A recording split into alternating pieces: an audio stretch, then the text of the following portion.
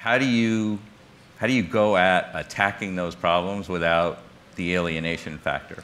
Well, I mean, from our case, we're trying to reimagine how people work, right? Because we think that now a lot of what we do every day is like pretty broken, and I hope that 5 years from now, that we're not like waking up every morning and going to sleep every night like shoveling out our inboxes and like all these other and like stitching together all these technologies from different decades. When you look at email and the PC era and mobile, like these things are all, it's just a mess. And so we think about really no one solving our users' problems, and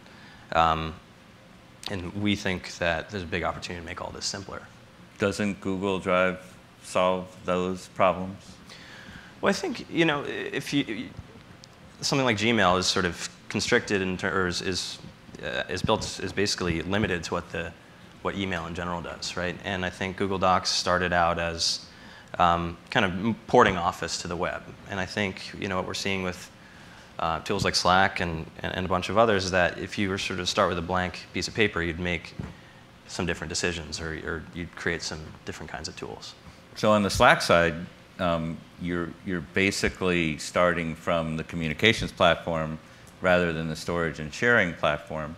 And you've got to then say to yourself, okay, why is that better than email? And in fact, you've said, we've talked about this before, that if a company is not ready to really dump its email system, there's almost no reason to have Slack, right? So how do you sort of manage that calculus? There's a lot of long-term embedded behaviors and kind of workflows that have developed maybe over the course of decades. It's actually reading Andy Grove's book, High Output Management, and there's this preface written, I think, the mid or late 80s, where he says, okay, everything I'm about to tell you is totally true, except let me tell you about this crazy new thing called email, which has revolutionized the way we're working together.